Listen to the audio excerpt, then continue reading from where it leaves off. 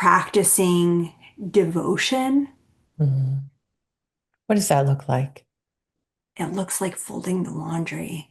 Mm. I love that. Yeah, tell us more. Yeah. It looks, it's, it's, it's, it's getting out of that like me focused space. My Inner Knowing, empowering you to find your compass for the journey. We are dedicated to supporting you to rediscover and trust your natural ability to navigate life each day by sharing insight and experience through the lens of two professional communicators and their guests. We intend to prompt internal inquiry that supports all those willing to explore a unique path.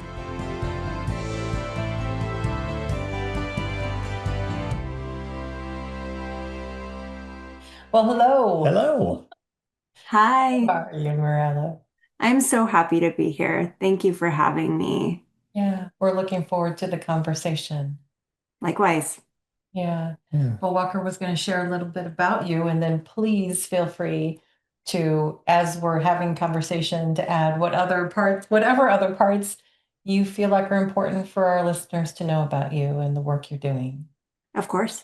Yeah. Yeah. Formally, we're pleased to have you on today, Mirella Stoyanova. Mirella is a licensed independent clinical social worker. She graduated from the University of Washington with a master's in social work. She studied community-centered integrative practice with a focus on family healing, historical trauma, and intergroup dialogue. She has a bachelor's degree in international studies and Near Eastern language and civilization with an emphasis on refugee and immigrant studies. And we are so pleased to have you here today. There's probably a lot broader experience that you'd like to share with our audience. If you want to do that at any time, please go ahead. Of course. Yeah. Um, so I'm a therapist, a writer. I like to say that I'm a recovering perfectionist. Uh, I'm also an international adoptee from Bulgaria of Bulgarian and Iraqi origin.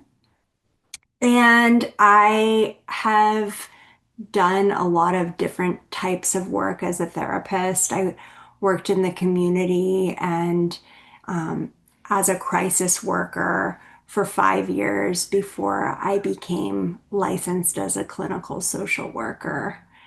And so I've done pretty much I've run the gamut of work that you can do in that capacity. And I'm also a mother of a 2-year-old son. And I live with my son and my husband and our dog Finn, who's a 50, sometimes 60 pound um, spaniel mix. Always an adventure. Always an adventure, It indeed. is, and a grand addition to any family because I'm a huge dog lover. So You hopefully that's gotta your love him. experience too. He's been a wonderful teacher in my world. Mm. There's a Agreed. lot to learn from dogs, and he's a part of our family. Mm. Yeah. They're Yeah. Yeah, very patient with us, you know. yeah, It's a yeah. good example. And they're very honest, I think, which is another great example Mm. of maybe how we could be better. Some years ago, I can't believe he's like 5.5 now, but when we first got him, I was telling him how difficult it was to have a puppy because we got him Mm. at 9 weeks, and Mm. she sort of laughed and was like, "It's good preparation for a child," and Yes. it's like this, it's totally different. And then now I can see how that could be true. And there were some things that I needed to learn about myself Mm. in order to become a mother that I'm so grateful for that relationship I have with our dog for Mhm. teaching that to me. Mhm. Just to That's random awesome. aside. So Yeah. yeah. So I'm going to delve into that a little bit more. What did you find out about yourself, or what did you need your dog's help with to recognize so you would be a better mother? Mm, I think it was a lot about letting go of control Um, and releasing my attachment to the outcome of whatever it was I was wanting at that particular time. mm, And also learning to extend yourself for the benefit of someone else's good.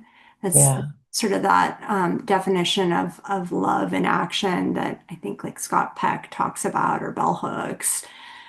And I feel like I learned that Mm, through dog ownership in mhm, so many ways, that I both like wanted and at times didn't want.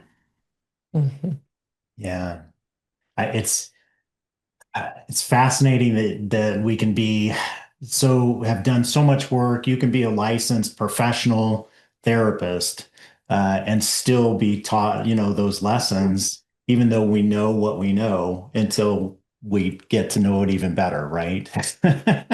The work is never over. I Yeah. tell my clients that all the time Mhm. is as a therapist, I'm walking alongside you.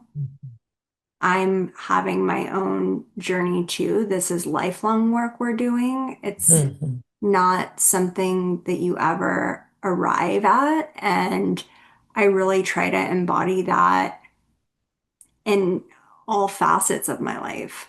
Mhm. Yeah, I agree. Mm. I want to jump right into Yep, this, and yep, sorry go to right ahead. peek because I got all prepared. So Yeah. Yeah. on your website, there were a couple of things that I think tie in directly with what we're doing with my inner knowing. And Mm, there's much more than that, I'm sure. But Yeah. a couple of things that you said specifically, we come to therapy in search of answers to our most pressing concerns between our own worries and fears and the other things society says we should be doing to live a fulfilled life.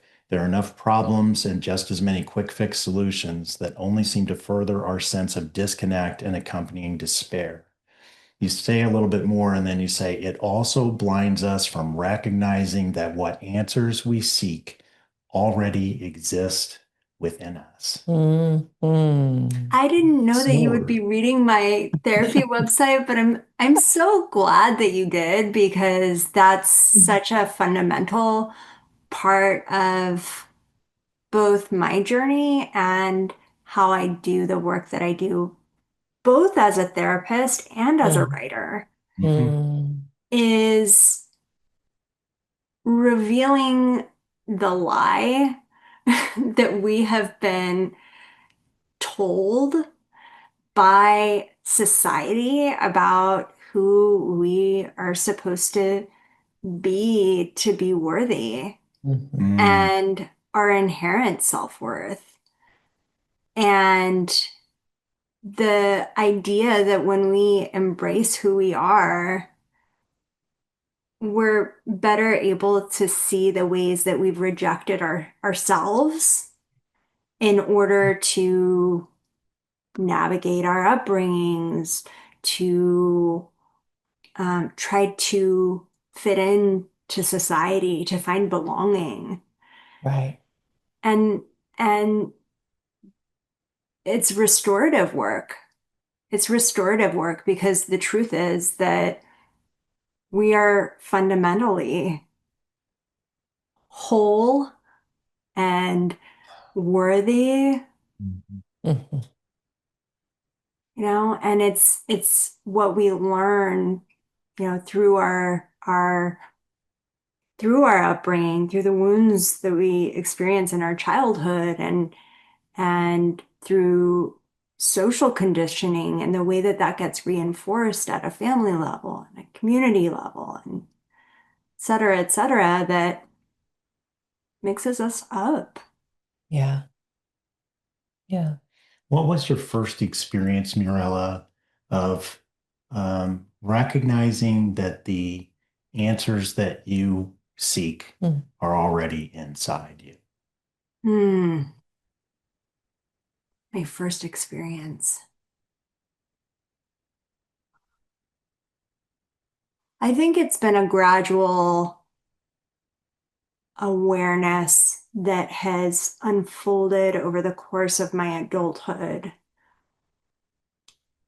When I was 19, almost 20, uh, I experienced a significant trauma in my family that made me realize that I could do everything right, as you do at that age. You get the good grades, you go to college, you get the job, all of those things, right? I could do everything right, but it wouldn't protect me from huge betrayal and Mhm. hurt and pain.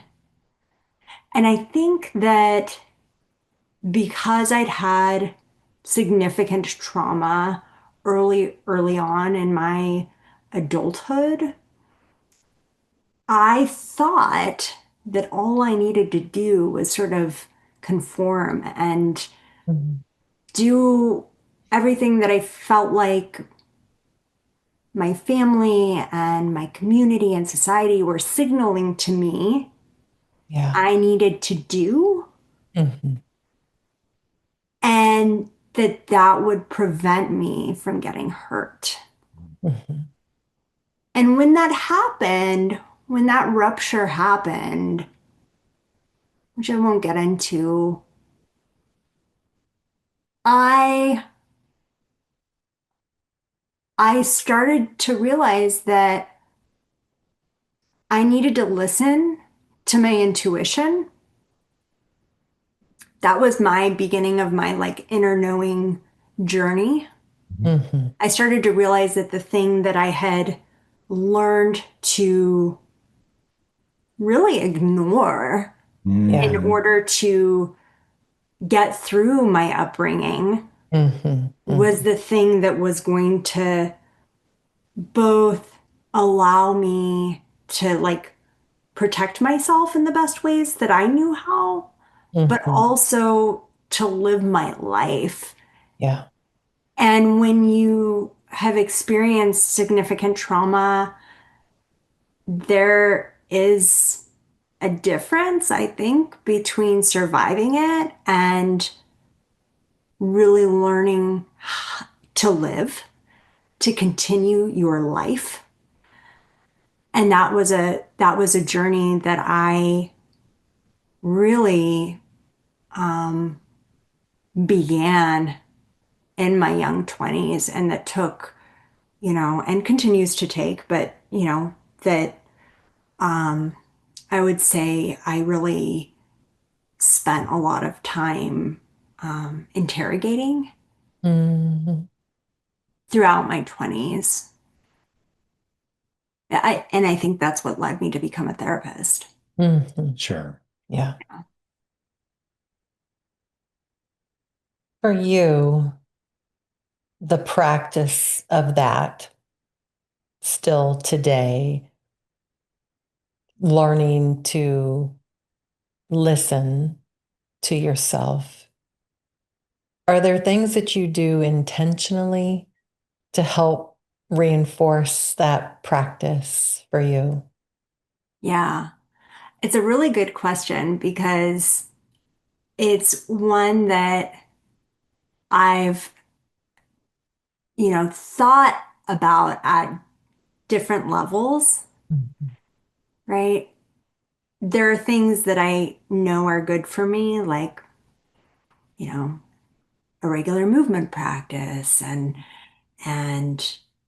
meditation and um, working on things that bring meaning and joy to my life and connecting with Mhm. my family and my friends, right?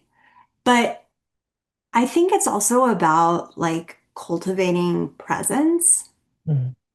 and cultivating a sense of connection with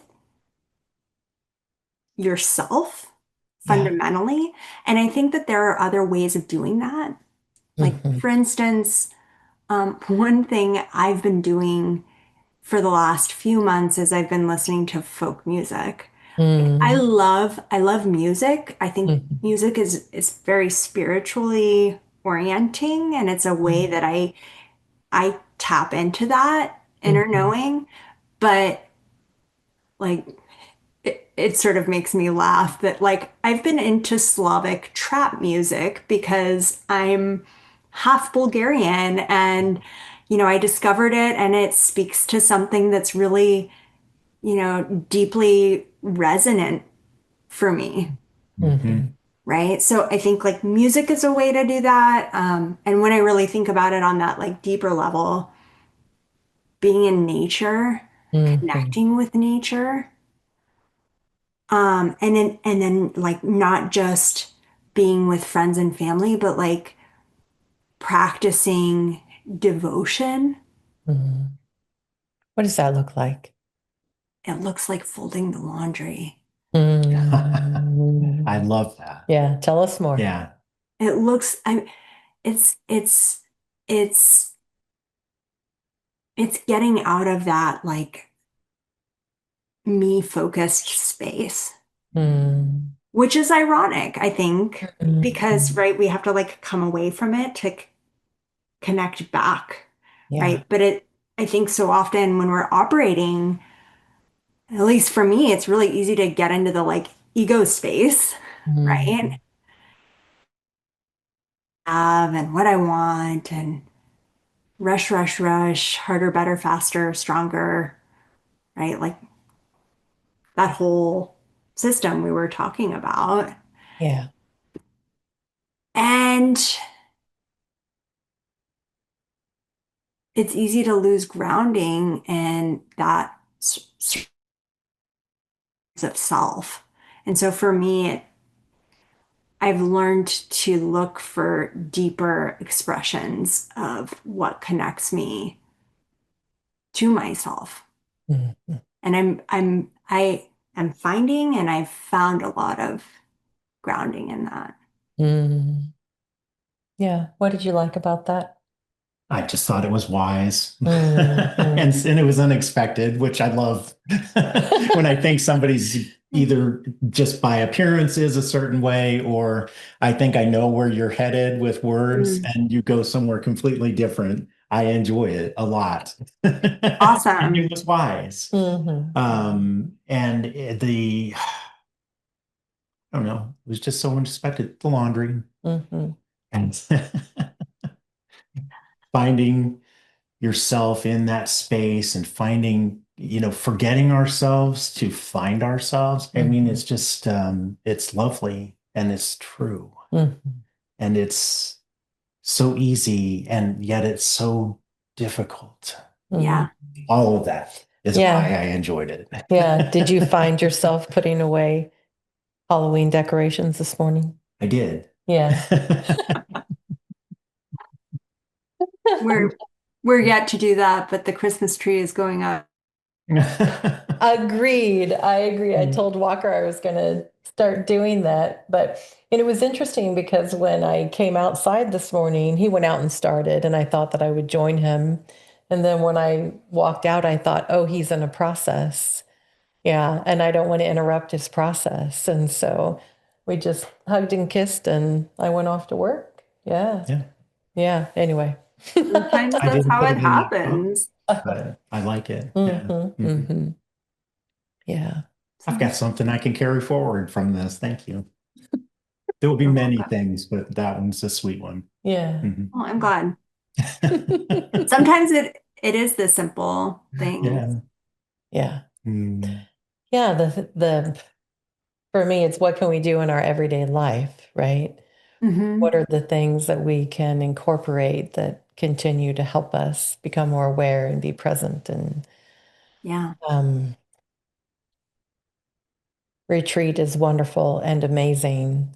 Most of us can't live on retreat, right? Like, as So nice as true. that might be, right? So, how do we make our everyday life and responsibilities part of our process of growth and awareness and choice? And yeah. I think there's a lot to be said for slowing down too. Mhm, It's mhm, something that I find myself returning to over and over again, in part because I can be a little bit hyper functioning. mm, I think that's a big, I get in my own way is mhm. by trying to sort of operate on this false notion of urgency. Hmm. Yeah. And it's a really easy way to lose touch with your sense of grounding, your sense of inner knowing. Mhm, And so being able to slow down, being able to sort of tap into your inner sensations, your thoughts, your emotions. I mean, that's another one is, sometimes there's pain there and we don't want to pay attention, right? Sometimes there's discomfort and that's the last place we want to go. But if you yeah. can tolerate it, if you can develop the capacity for being with your pain, Mhm. it can be a source of really great information. Absolutely. Yeah. Does anything in particular come to mind as you're saying that? In terms of, Like a process um, that you'd be comfortable sharing. It can be anything, pain has many different levels. Um, yeah. Well, I, a conversation I often find myself having with my clients around how they manage their moods mhm, has to do with understanding the limits of their control. mm, hmm, You can't control what you feel or what you think. At least that's what my training tells me. But you can control how you relate to mm, your emotions, how you relate to your thoughts. You can control what meaning you make and how much weight you give that meaning. mhm, mhm. Yeah, what I was thinking just then was, I think it was last week, maybe it was the week before. I had to make a tough decision about something, and I was clear about the decision, but it didn't mean that the impact of it wasn't still significant, on me as I worked through like all the pieces and parts of that, and checking myself and making sure that I wasn't lying to myself about being clear, like there was that Yeah. process. Yeah. And what It's the truth. Go ahead. It's and about, yeah, it's the boundaries, right? The boundaries and how you feel, mhm, right? About holding them either with yourself or with other people. right, right. um and just that, what as I laid in bed working through that process, and it was last week because I was trying to remember when this particular shift happened, was I was in that, and then I asked myself, um, okay, you have been in this and with this for a while now, and you have come at this in all the ways that you can imagine. How will you choose to be in this conversation?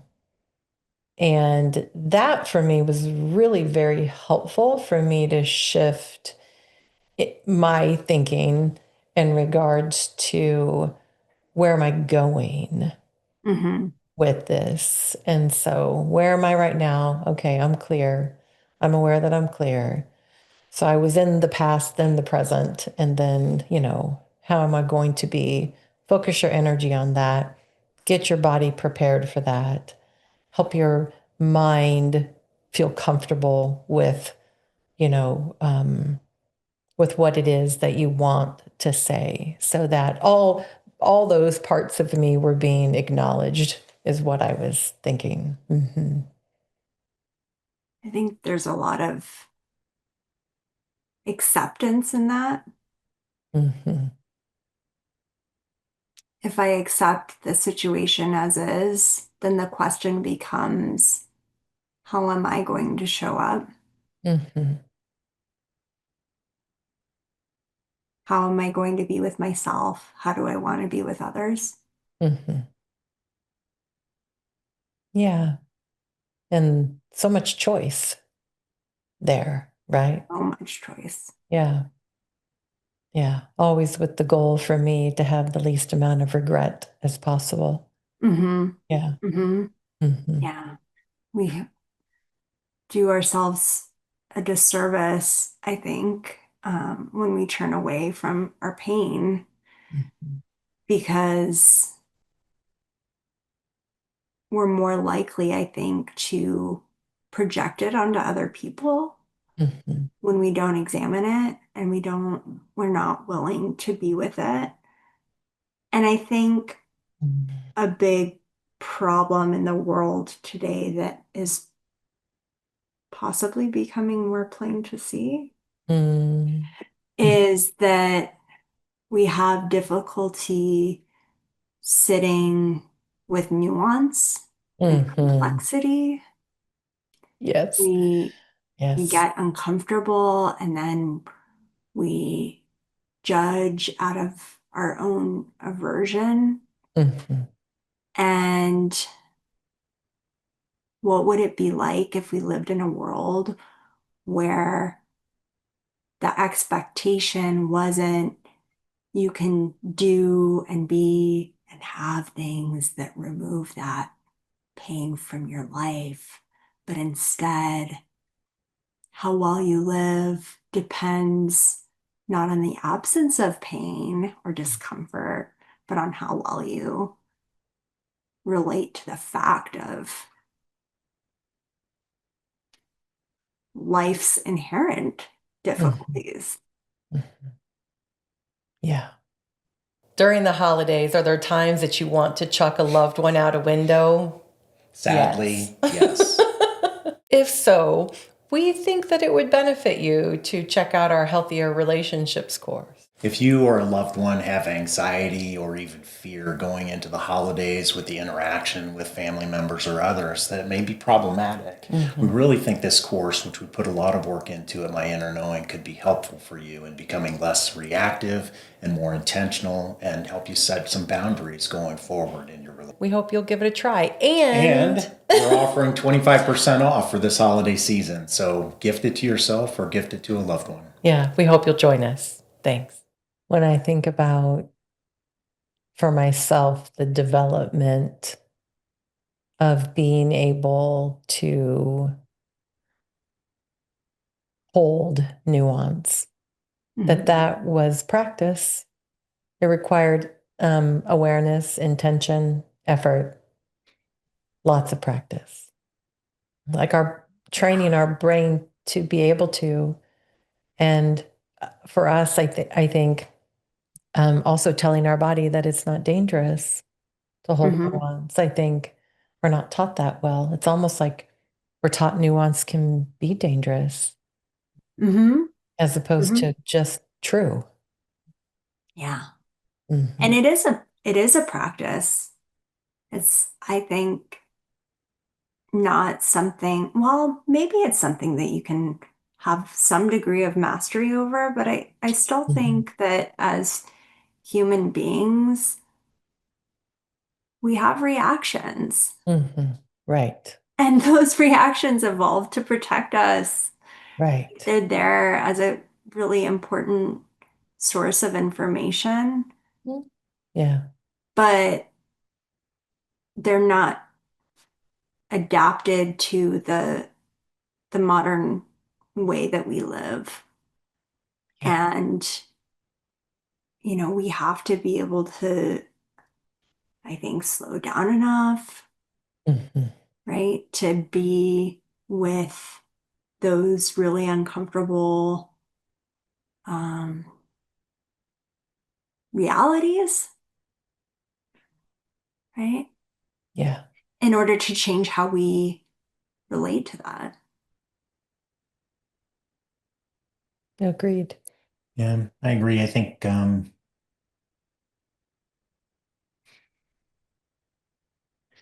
learning to live with nuance, recognizing that takes work.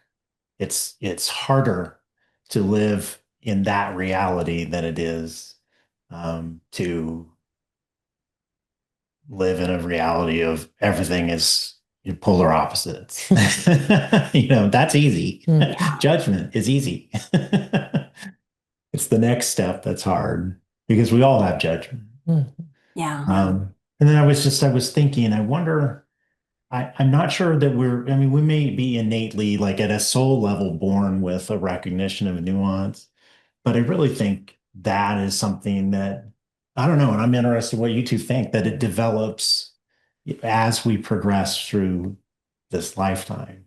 I think about myself in high school, and I came from a family that it was, right and wrong and black and white. And that's Hmm. just the way it was. And that was easy. And I felt Yeah, powerful in that as a teenager, et cetera, if I could go to that space because it's safe and it's easy.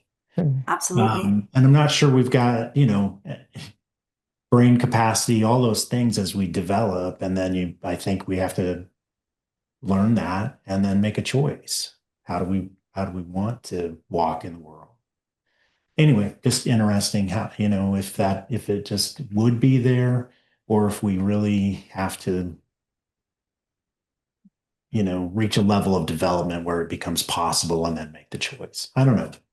I'm rambling a little bit, but it is a very interesting subject. So I'm curious.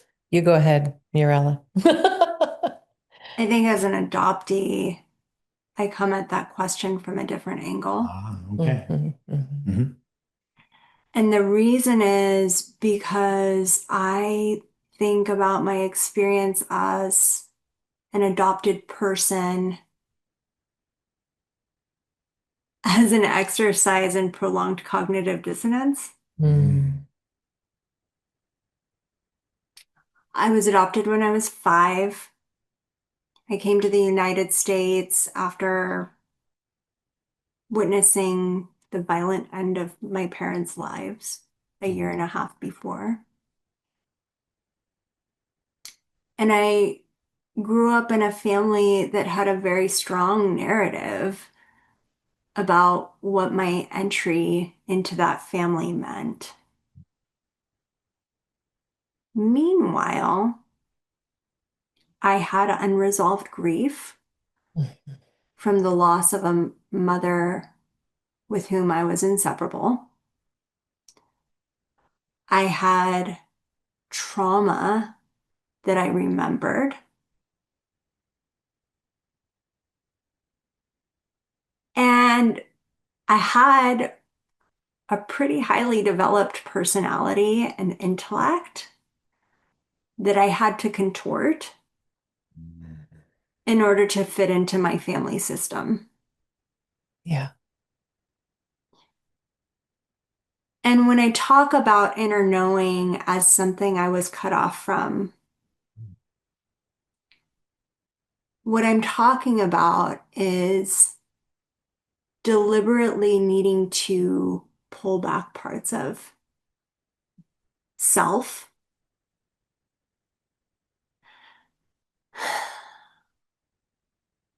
And I think that when you have an existence where part of your development, like a fundamental part of your development, is asking you to hold a truth that is different from the people around you, that nuance and that complexity, right? Like that ability to find nuance is in many ways better developed I'll just brag.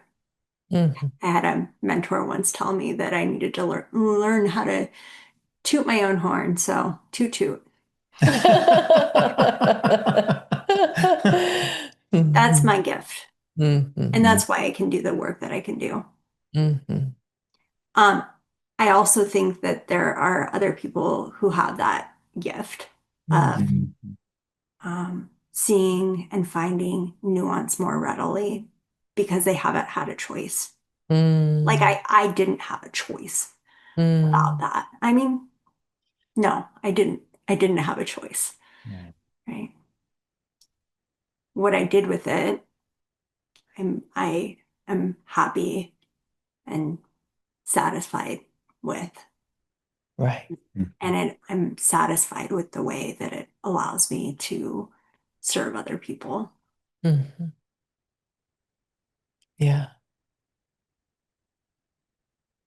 Hmm. Well, I'm glad you chose what you chose.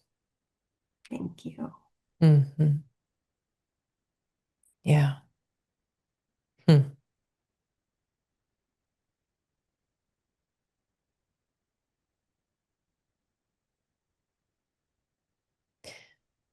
I appreciated your reflection on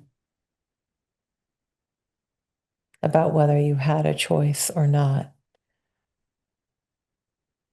Not to experience it, but what you did with it. Hmm.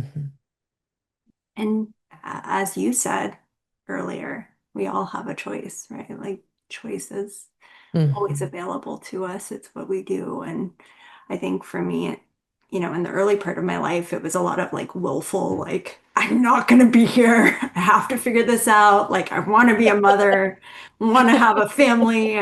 How am I ever going to find someone to marry? Right. Uh-huh. Mm. Um, Yeah. Sort of described it as like there was a ship in the Panama Canal that it's a few years ago, like, I don't know, 2021 or 2022, and it like stopped Mm. working, like the engine stopped, Mm. Hmm. and it continued to move forward for 2 miles before it actually stopped. Mm.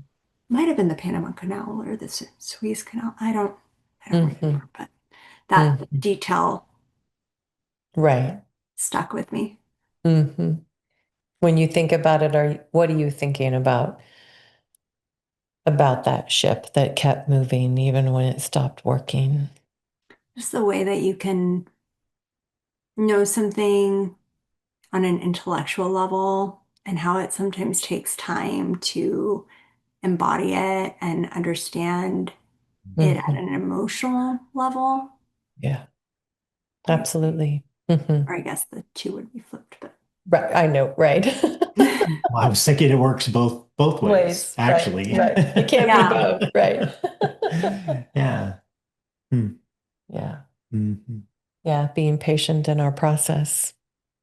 yeah, We so don't want there to be a process. We just want the awareness and the change in behavior simultaneously. And yeah.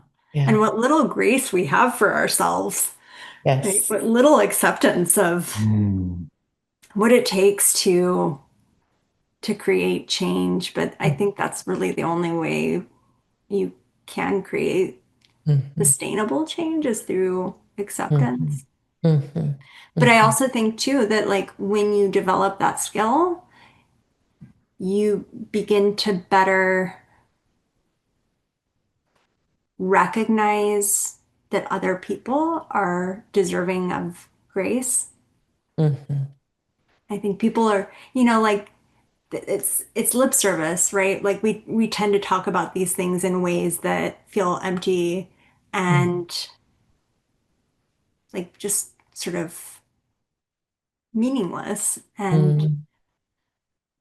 I think sometimes we get the order of operations wrong. Like Mm-hmm.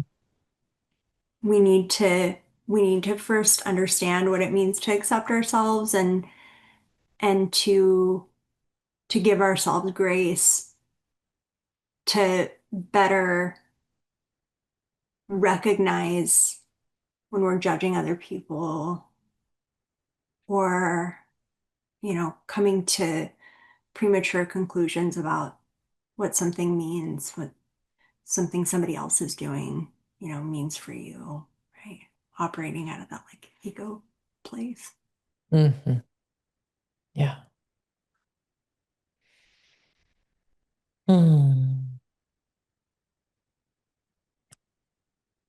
Thinking about how you as a clinician, and don't forget where you went, because we can come back there, but how share with um, us and our listeners, how do you care for yourself?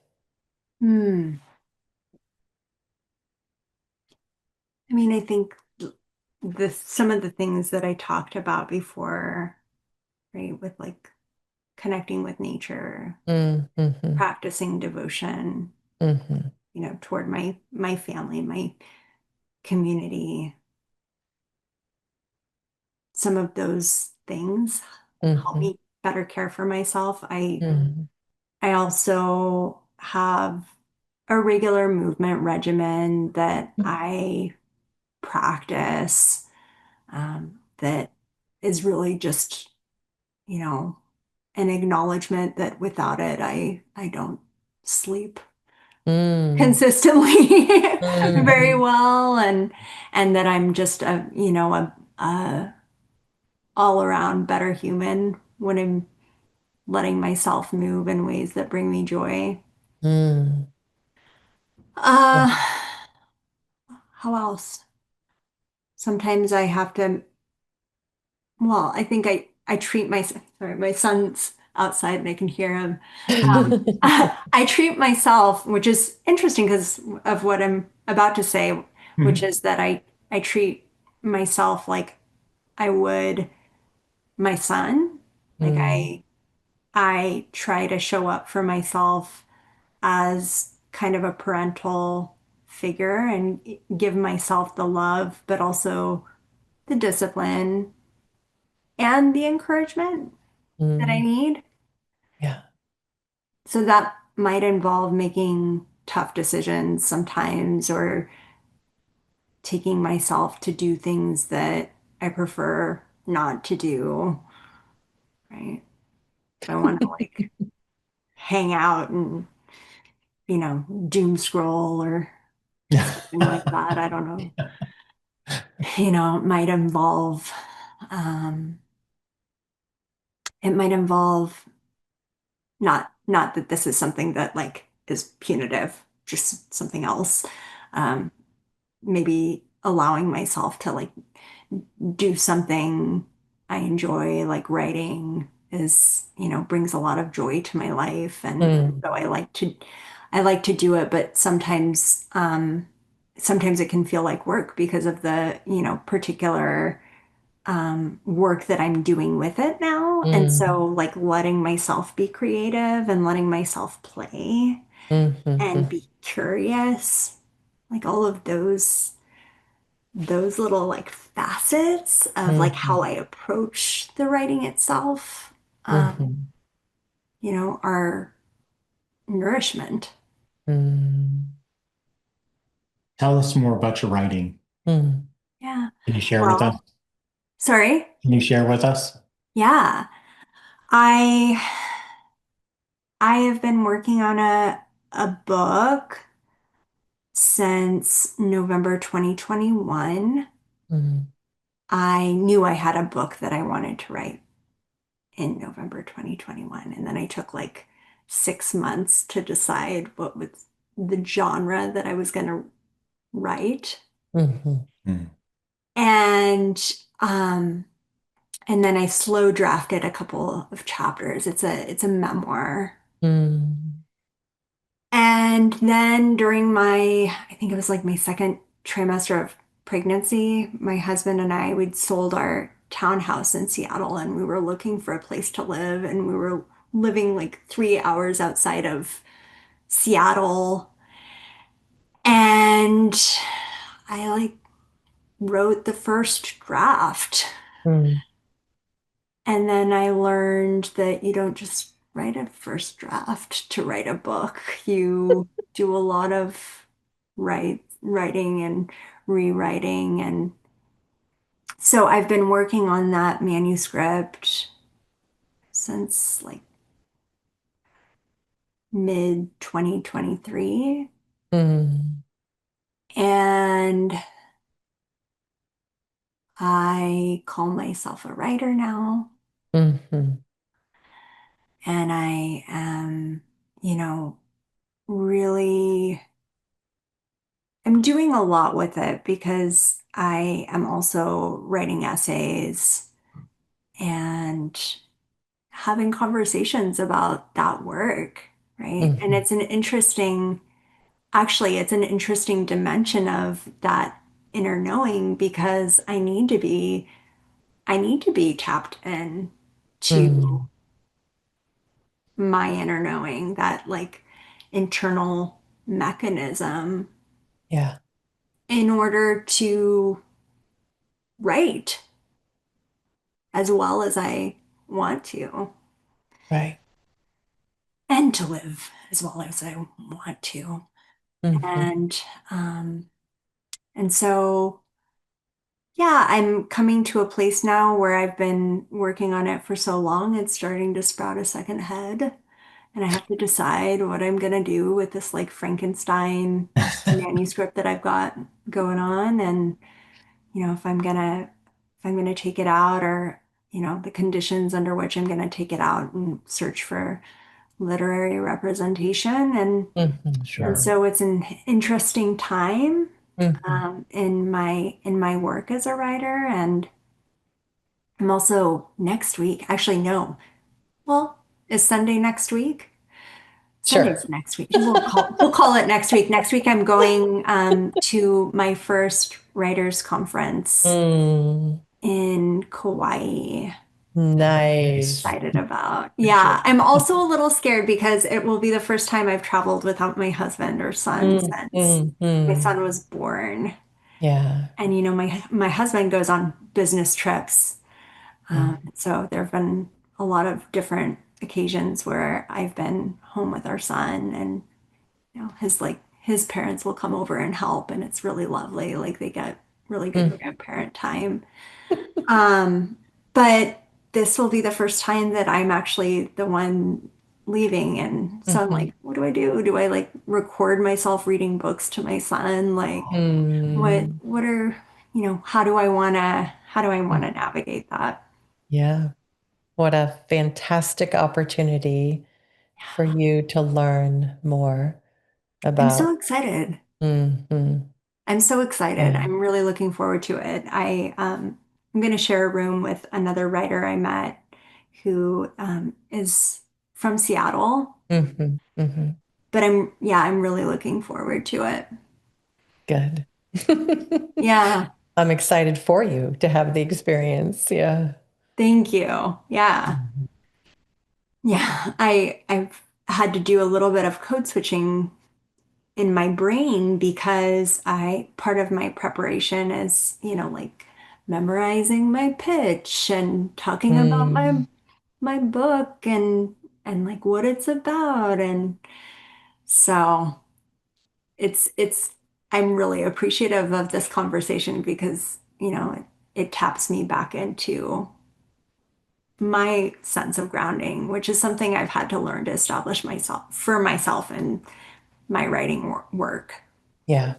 Mhm. Yeah. You talk about like lifelong process of, you know, feeding and developing your inner knowing, but I also think it applies to different facets of your life. Like you could feel really grounded in one area and in another area be totally adrift. And I experience that. Like, Absolutely. yeah. Absolutely. Yeah. I'm feeling anxiety about your pitch. And I'm a trial lawyer. Sorry? And I'm a trial lawyer, so I have to pitch all the time. And so they teach you, um, give your elevator speech. If you're going to a meet and greet event like that, what's your elevator speech? And that's how I try to, start on my opening statements for Mm. juries. But putting it in Yeah. your context, if I put myself there, all of a sudden I've got anxiety. Yeah. And I I have to didn't, stand up in front of a room of 60 people and start, selecting juries, all that. So it's just so, like you said, context, right? If I was totally. writing a book trying to sell it, I would be anxious. Yes. Yeah. And not to pass that on to you, it's just exciting. And I try to say, hey, anxiety is opportunity knocking for me. That's how I look at it. Absolutely. Yeah. So Mm. I'm excited for you. Thank Mhm. you. Yeah. Mhm. Yeah. And I I I get it. thank you. Yes. No, it's very much like trying to, not even trying, but like embodying Mhm. um the fullest, most expressed version Mm. of myself, because Mhm. in a lot of ways, writing is like one of the highest expressions of who I am, Yeah. right? Yeah. And so stepping into that absolutely like requires me to sort of transmute that nervous energy into Mhm. something that is fuller and more embracing of what it is I'm trying to do with my work. Yeah. Mhm. Mhm. Well, as crazy as it may sound, we are almost out of time. Um, and it goes Sounds by crazy. so fast. Yeah. When you think about, were there other things that you had thought about that you would like to share? I want to make sure that we leave space for that. Well, I know that one of the things that you sometimes ask is about resources or Mhm. books. Mhm. And Mhm. so I thought of three sort of texts that I think of as like foundational to how Mhm. I think about the concept of inner knowing. Mhm. So the first is Jack Cornfield's The Wise Heart. Mhm. Yeah. So good. Such a good book. Mhm. I love Buddhist psychology Oh, and yeah. existential traditions of Mhm. psychotherapy. So that's one of the first ones I'll Mhm. recommend. The second is a beautiful book about emotional alchemy Mm. called Healing Through the Dark Emotions. It's written Mm. by Miriam Greenspan. Okay. She's the daughter of concentration camp survivors. She wrote this beautiful, beautiful book Mm. about how we relate to, I think the subtitle is something like um, the wisdom of grief, something in despair. Okay. Okay. Yeah. Yeah. And it's very beautifully written, and I would Mhm. highly, highly recommend it. And then the third one that I will offer is Pete Walker's Complex PTSD from Surviving to Thriving. Mm. I have So I heard of think that book. Mhm. it's a wonderful text. Mhm. But I think for so many of us, um, a lot of the challenges we have with at least how I think of it, not to like give you the royal we, but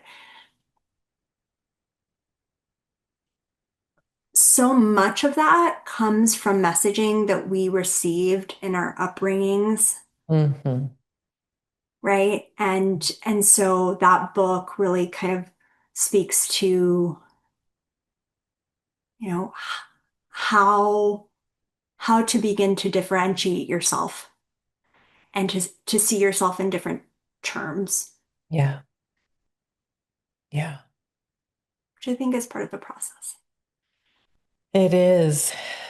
When I think about the work I do with clients, and I'm talking about when you think about almost every story that you have about yourself, you formed before you had a brain that could do abstract thought, but you hold those stories as your truth, you know. it's very limiting.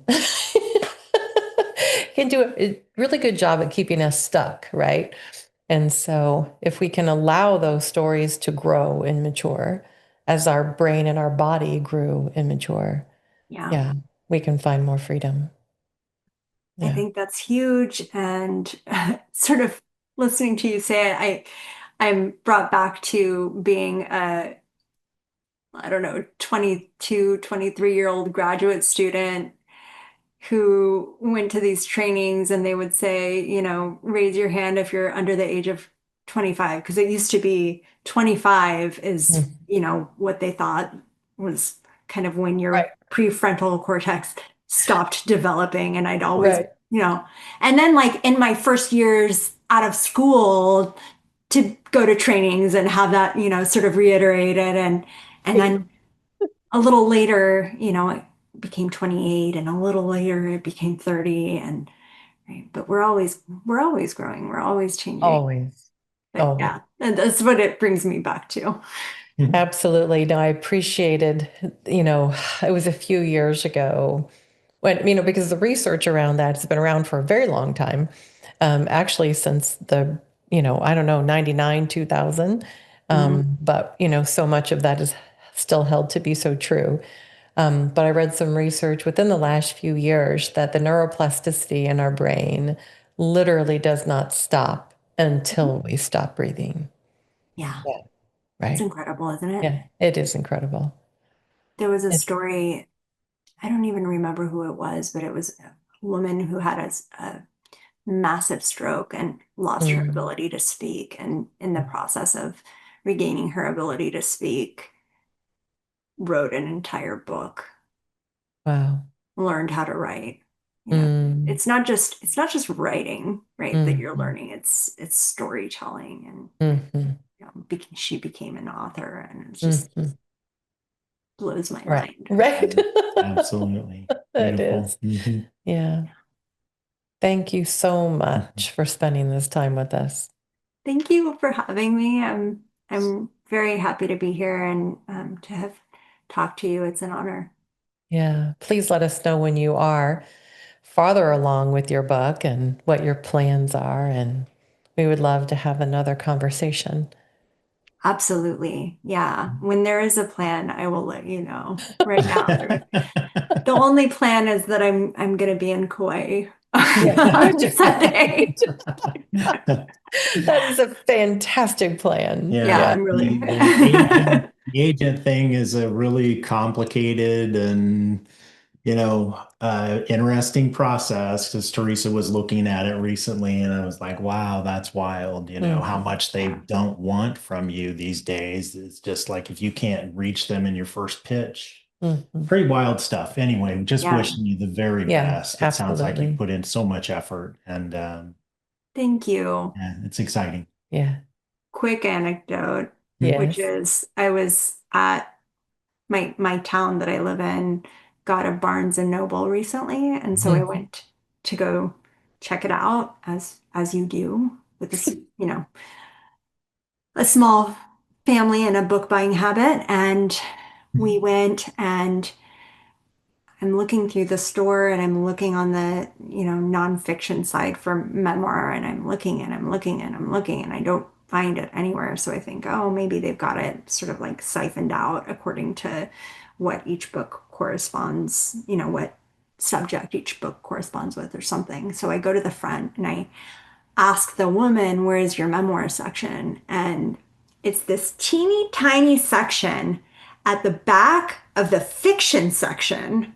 And I get over there and I'm looking around and, like there's like, a sea of fiction books. And in the sea of fiction books is the little teeny tiny shelf. And next to the little teeny tiny shelf is another teeny tiny shelf about the same size. It's Dan Brown's display for his newest novel. Mhm. Wow. So that memoir section, it's half of it is national bestsellers, the rest is Right. local indie Right. authors. Right. And the market for memoir, it's not impossible, Mm, but it is that much more competitive when it right. comes to finding an agent or pursuing a traditional path to publication through Mhm. one of the big four publishing imprints. Yeah. Yeah. Well, we wish you all that you need to Thank you. continue that journey in a way that feels authentic to your story. I appreciate that. Thank Yeah. you. Yeah. It was nice to spend more time with you. Thank you for having me. Thank you for joining us today. We are excited to explore life with you. We encourage curiosity, self-growth, and we strive to be more compassionate every day.